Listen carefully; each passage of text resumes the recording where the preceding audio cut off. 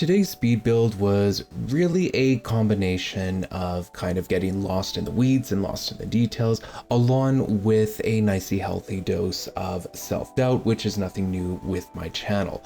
Now, for those of you just joining me and just discovering my little corner of the internet, my name is Michael, and I want to welcome you to Sovereign Gaming in Life Sims, the YouTube channel where I build worlds, lots, and share my thoughts on video games in the life simulation gaming space.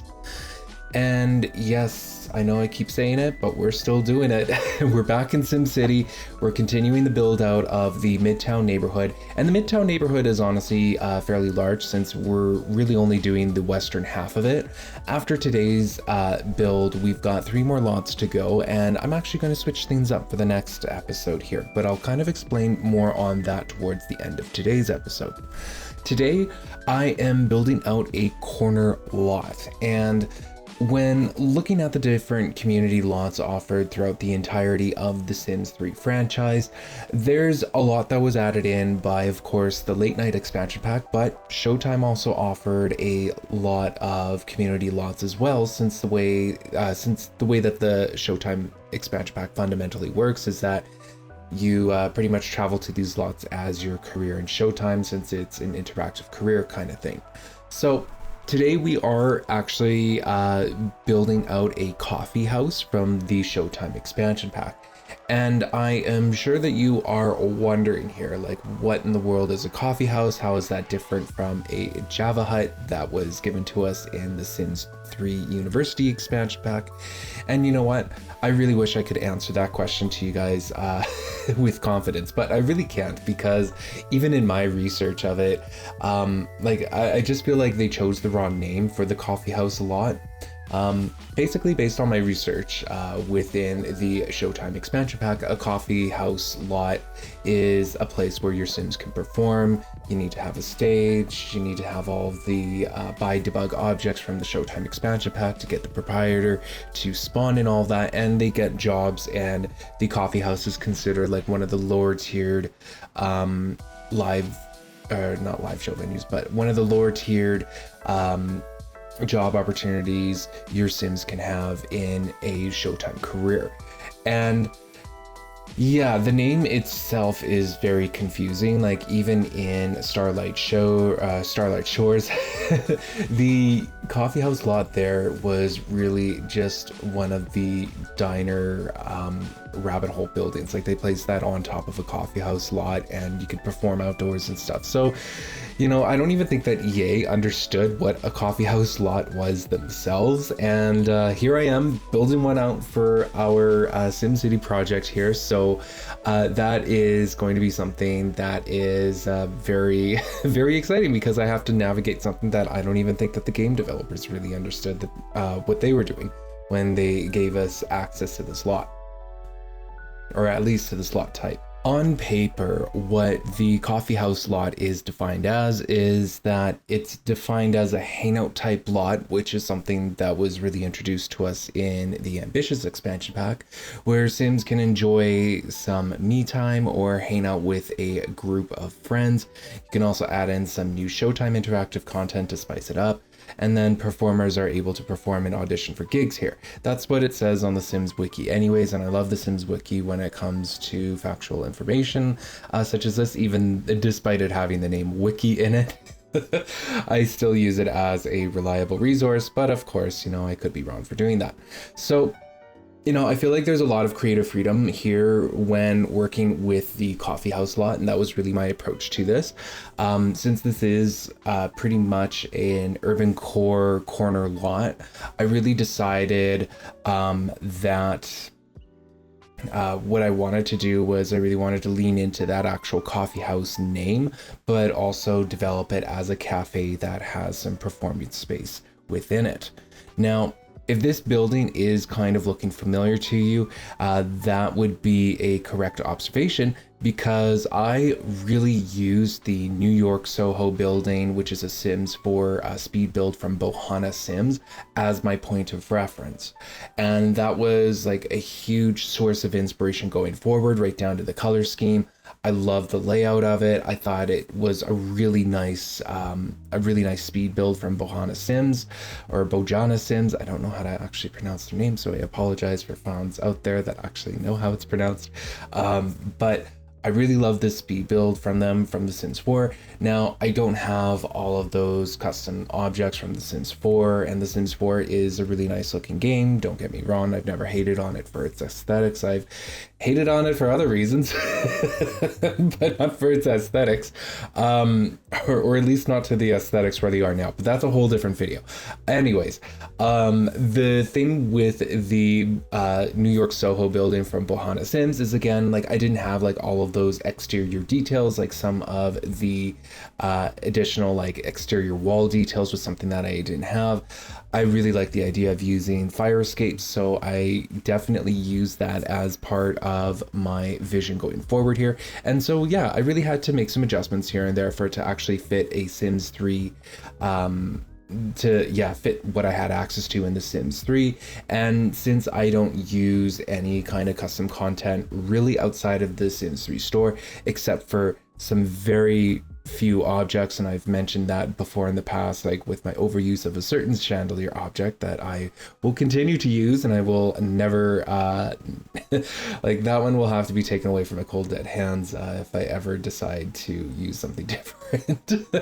That is the one object that I use in my game here. And also, I guess the food truck mod from Mod The Sims is another object that I use. But really, those are the only two objects that I have from outside of the Sims 3 store, and I'm pretty good at listing them in the description box if I use them in a certain build. Anyways, the thing with the source of inspiration here is that I felt like it fit the aesthetic really well for SimCity. This was definitely a direction that I wanted to go in. I also wanted to make it taller than the previous episode where we built out All Stars and Cowboys, and yeah, I just wanted to give it that extra a layer of height, reaching that 5-floor maximum that we are limited to in The Sims 3. So it again adds a little more intrigue, and I think it actually adds a certain level of dynamisty that this block was really needing. And it really just kind of, you know, it finally, like, this build really delivered on a vision that I had for Midtown, in that it's more of a mix of different urban developments. You have some high rises, some mid rises, and then you've got these low rise buildings as well that are going up to about 5 floors. I've already explained my whole thing about like mid rises, high rises, and low rises, and what I consider what to be in the previous episode, so I won't bore you again with reiterating that explanation, not until like the time comes where I feel the need to anyways. But yeah, this build, like the New York Soho building from Bohana Sims or Bojana Sims, was an amazing build, and I feel like the build that I do here doesn't nearly get to the levels that it went at. For one, I feel like just like the lack of objects and the lack of aesthetics from The Sims 4 really contributes to that.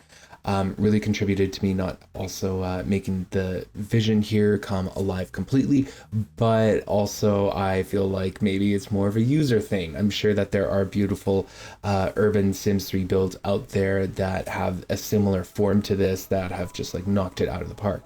I didn't find any of those during my search for references and inspirations, but this one here I felt really served as that reference point. And, you know, admittedly, I don't think that this ever really got to the Bojana Sims levels there, but I felt like it did a pretty good attempt at it. But yeah, back to the build here. One thing that I really struggled with, it was I really got caught in the details. So when referencing the New York Soho building from Bohana Sims, I was really focused on the different details of the building. I mean, of course, they've added in certain objects like certain archways in front of buildings, and to try to do that in The Sims 3 is kind of a nightmare. And And yeah, I really got lost in the details for a lot of it at one point, and I even mentioned it in the last episode. I thought that the fire escapes were going to be needed to change completely. However, towards the end of the episode, you'll actually see them get adjusted just ever so slightly. And a big reason for that is that I actually had to walk away from this project for a couple of days. I had to walk away from the speed build just to come back with a fresh perspective on what I needed. And that's kind of at the time where I recorded the All Stars and Cowboys episode and uploaded it to YouTube and all that. So I took a break from it just to do that. And it took a couple of days. Like I purposefully gave myself a couple of days before I came back to this project. And when I did, the build itself didn't anger me as much as I thought it would. Like I was really hoping that I wouldn't have to do a complete restart on it. But when I got back to it, and you won't notice it at all in the speed build cut here just because of the way that I've edited the video. But when I got back to it, I really liked what I had seen. And I think it just kind of goes to prove that sometimes you don't need to restart your projects or to restart your speed builds or what have you, or whatever you're working on. You just need to give yourself some time and some space to really come back with a fresh perspective. Like, I really thought that I was going to have to restart this, but when I came back to it, I was like, oh, this has actually got the right bones for what I was looking for. And the details that I had put into place were details that I actually thought were I thought that they were actually serviceable and going in the right direction that I needed to. It was just that at the time that I was building it, I was just starting to not like it as I kept going on. But yeah, I took the space and the time to just kind of give myself some space from this particular speed build. And when I came back to it, I actually really liked it. So I was really thankful that I didn't have to restart it. The look and feel that I was going for this corner lock, like even before I had discovered like the New York Soho building built by Bohana Sims, was going to be some sort of a brick building just on the corner lot that's slightly taller than the previous build that I had done, just to give it that tiny little pop of height on a block that has a lot of taller structures on it. The look that I was going for anyways was something that had a little bit more of an industrial feel to it. Like I could see this building being some sort of a brick warehouse back in the day that's been renovated into something that is a little more mixed use in the center of the city. And so that was something that I was kind of taking inspiration from.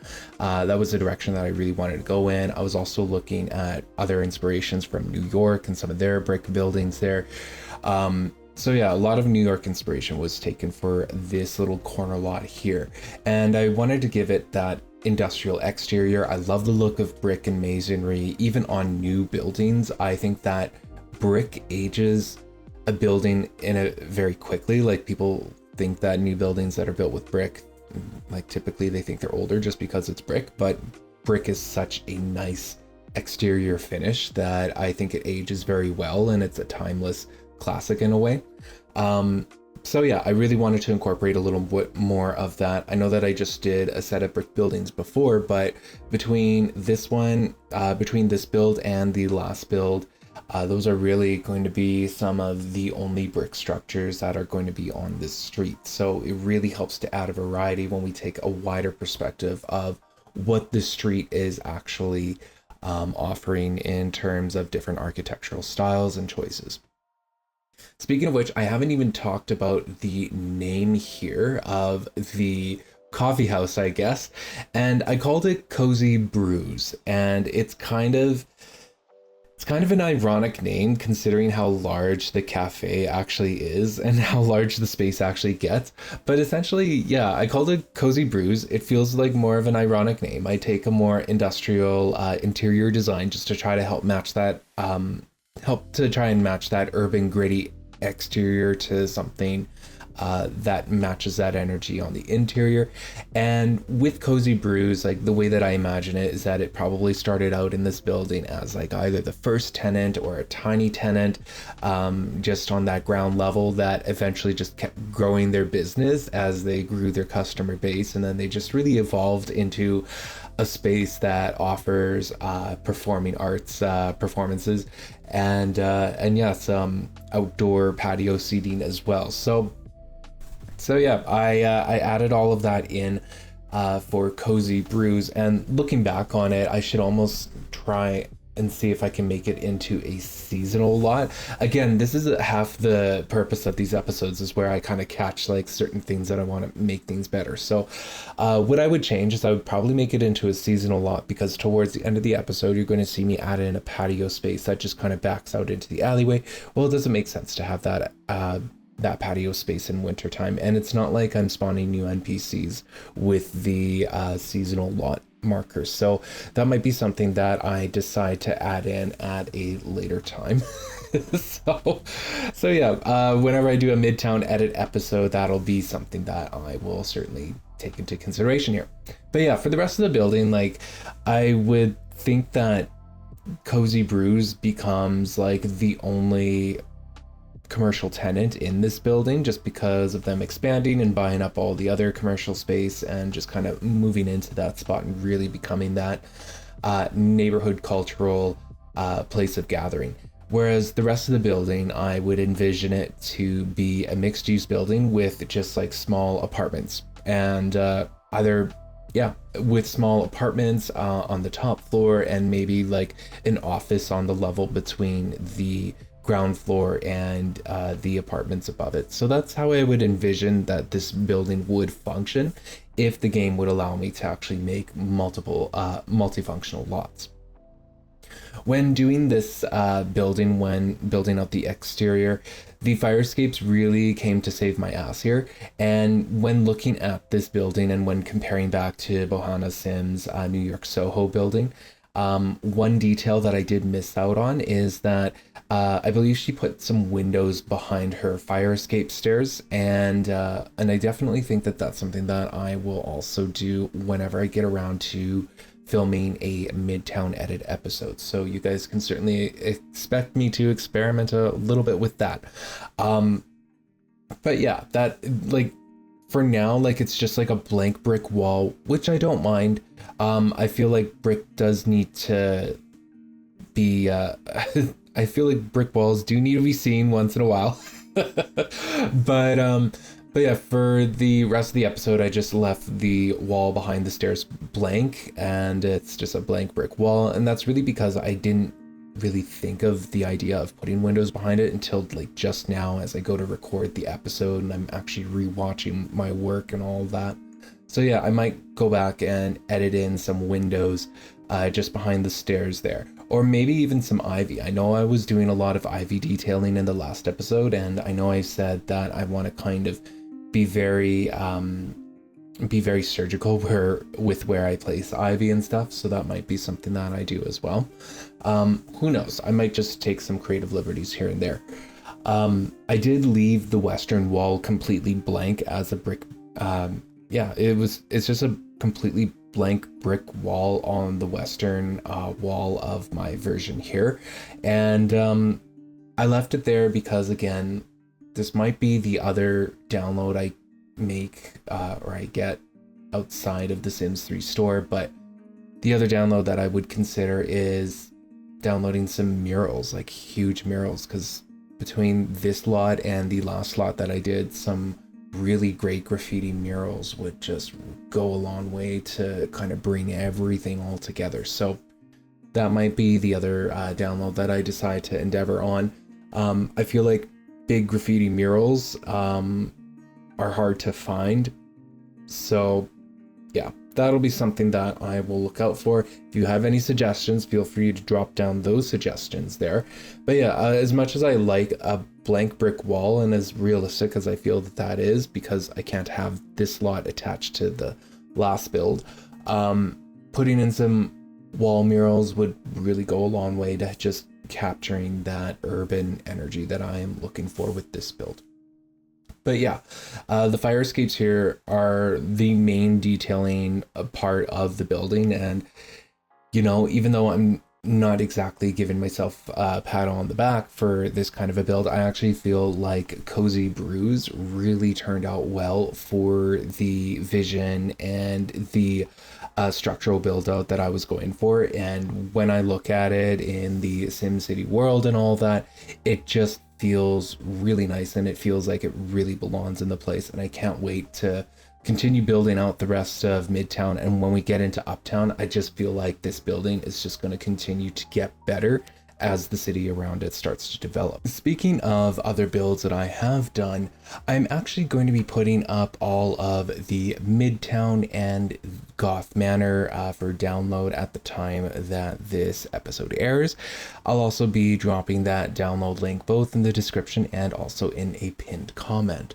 So one thing that I am going to try and do is once a month, I am at the very least in my community tab, I'll announce when I've got some new lots up for download for you guys, for those of you that have downloaded my world and all of that. So you can certainly grab them there.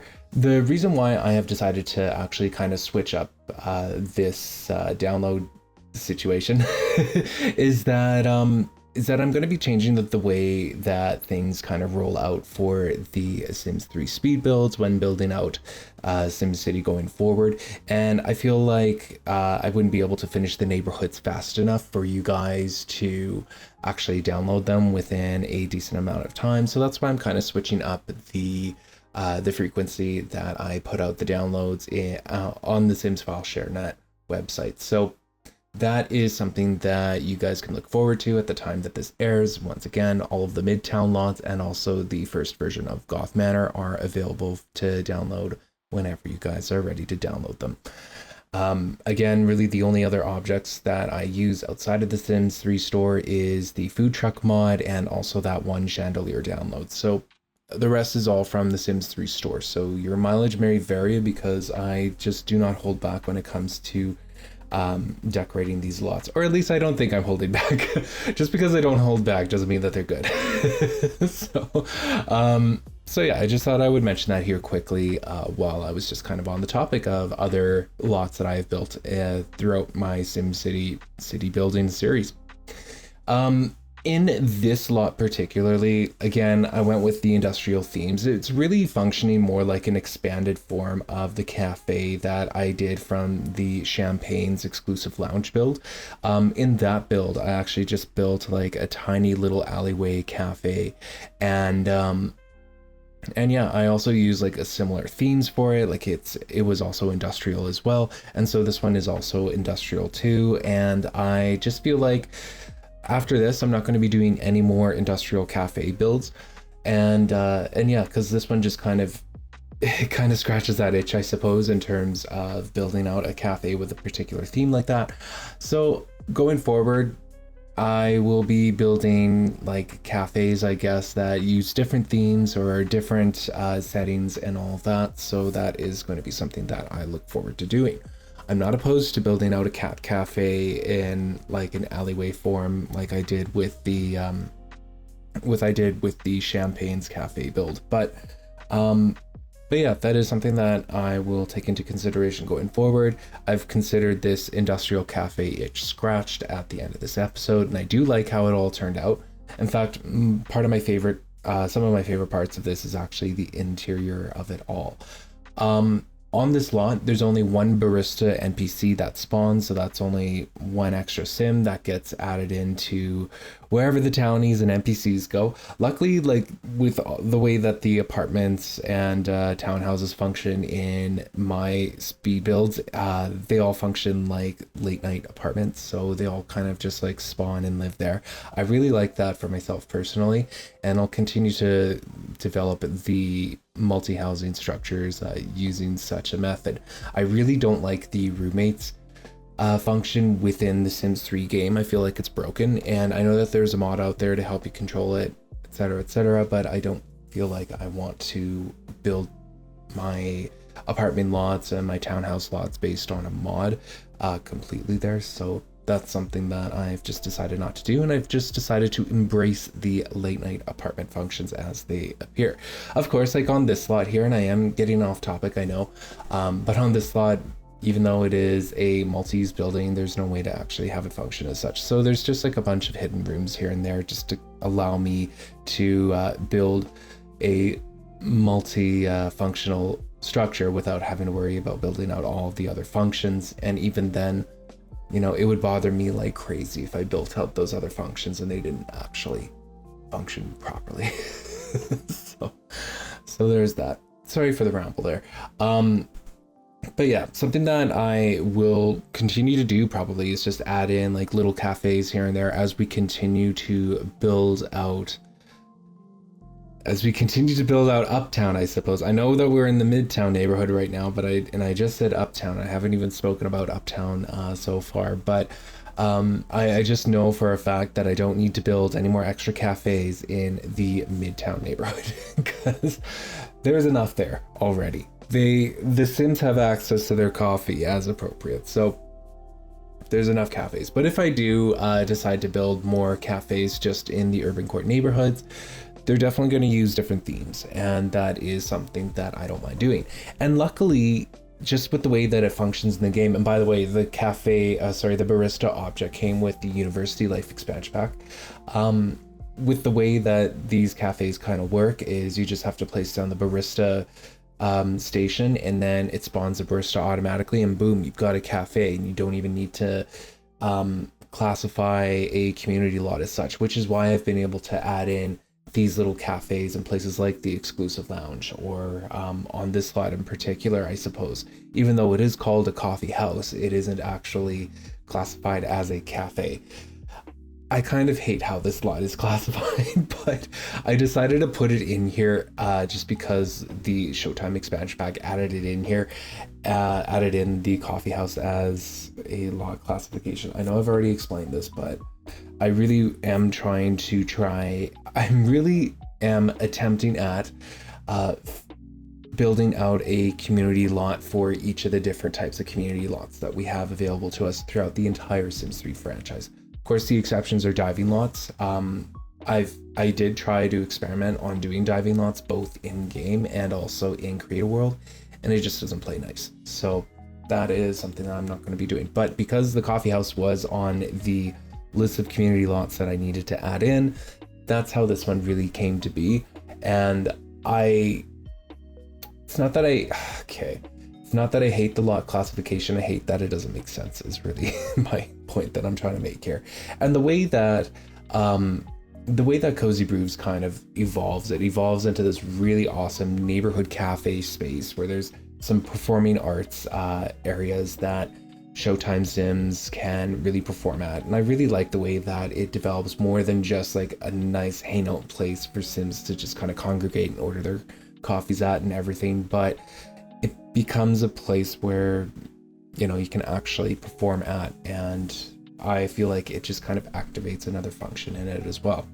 I did also, I'm sure you guys have noticed, I did also add in like a little bakery stand there, and that's in case like anyone feels like owning this particular cafe, that they can also create their own little mini bakery with it as well. I find that it's easy to make bakeries a little too large in comparison to how each of the objects actually function, and that was something that I had observed way back in the Lucille's bakery build that I did way back when we were working on Old Town. And in there I mentioned that the lot that came with the bakery set from the Sims 3 store was just too large to actually function properly. And so I still feel that bakeries can be made a little too large too easily. And even when I was doing Lucille's bakery and looking back on it now, I still kind of feel like I even made that one a little too large for what it was supposed to be like. Just in terms of like the different products you can offer. I think I just added in a little too many shelves here and there, but anyways, I'm kind of getting a little distracted here.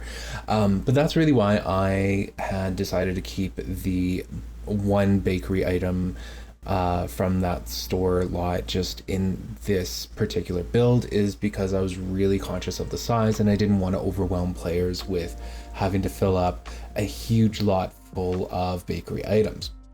Now, when I said that, and when I say that, and when I watch the episode, when I actually go to record the audio here, I have noticed that I have completely forgotten to add in the register for to sell baked goods. So I'm gonna have to add that as another item to do in the Midtown episode, which won't come for a while now because I am going to change up the series a little bit. And again, I know I keep teasing it, but I'll explain a little how that direction is going to go, and I think you guys are going to really like it.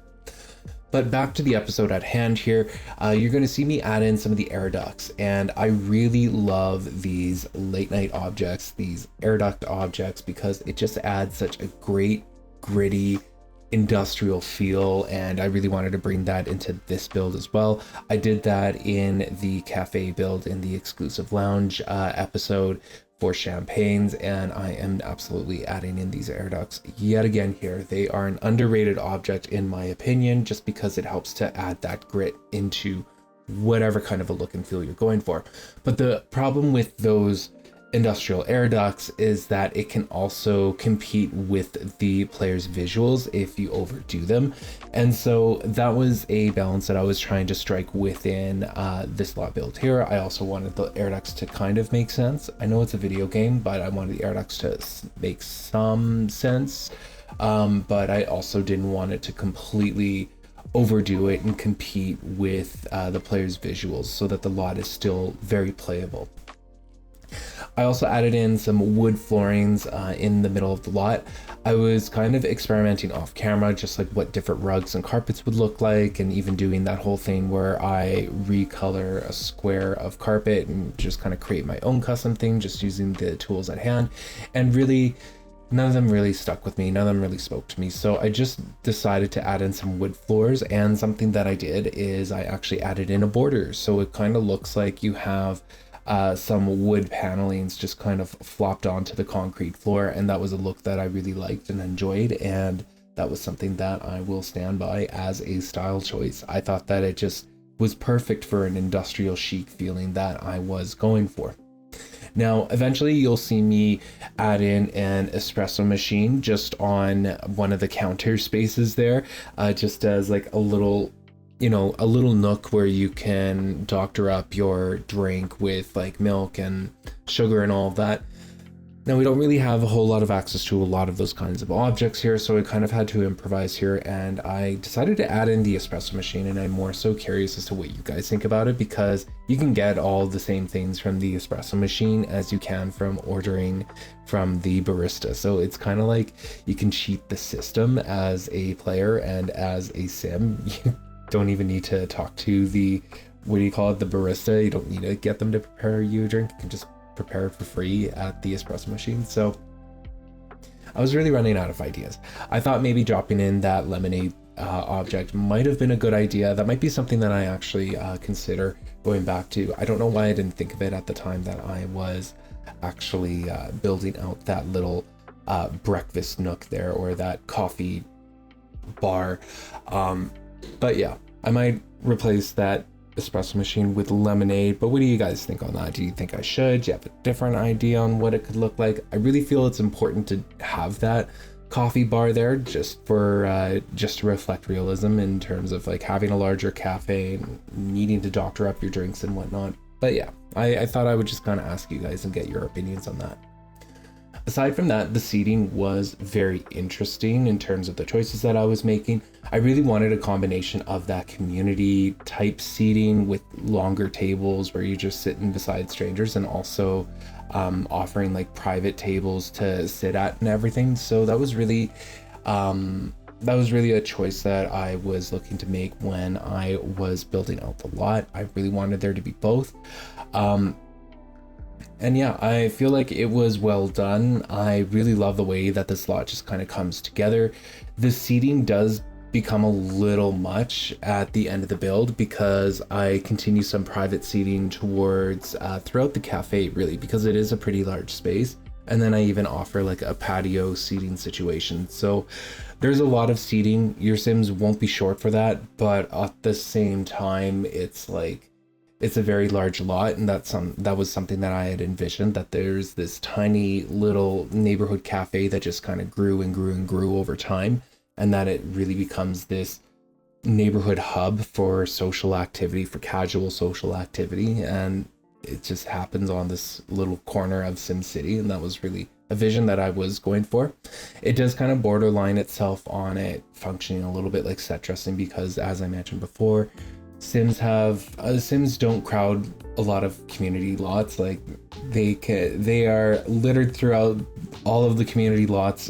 Dispersed, I suppose, is a better term for it. But yeah, unless the place is a hotspot, there isn't a whole lot of action from Sims. And to my defense though, I also haven't populated the world that I'm living in at all, except for one household that I'm using as my test family for everything here. So yeah, that's another reminder as well that I do play test everything, and so everything worked perfectly as I was playtesting it on here. But obviously I did not playtest it as a business owner, because I would have noticed then that there was no register to sell any baked goods at. So, I'm not perfect when it comes to playtesting myself, but hey, I'll make sure to do better in the future. I did start out making the chairs all different. It was quirky. It was something that worked for the Old Town Corner lot way back when I just kind of dropped in another sort of boho chic cafe there. This I consider more industrial chic. That I consider more bohemian. Anyways, I made all the chairs different in that last in the Old Town Square episode, and it looked so charming, so I tried to do it here, and it just kind of looked like crap. So I ended up changing the chairs, made them all the same. I made sure to give them some sort of a metal finish to it, because I really loved working with different metal finishes on the different objects throughout the Cozy Brews look and feel here. It was very important for me to include as much industrial elements as possible, and adding in metals is really a great way to just kind of do that. So I made sure that the chairs at least had some sort of a metallic finish on it for the legs and the frame. When it came to the stage and the performing space, I actually kept it very simple here. I just wanted to put in a couple of those hanging light bulbs, and just adding in the seating and the necessary objects to spawn the proprietor and everything, and to spawn jobs and whatnot. And again, that's very simple. You just need to make sure that you have the right Showtime objects there. You also need to place them in very quickly. And of course, I wanted it to be actual seated audiences for this.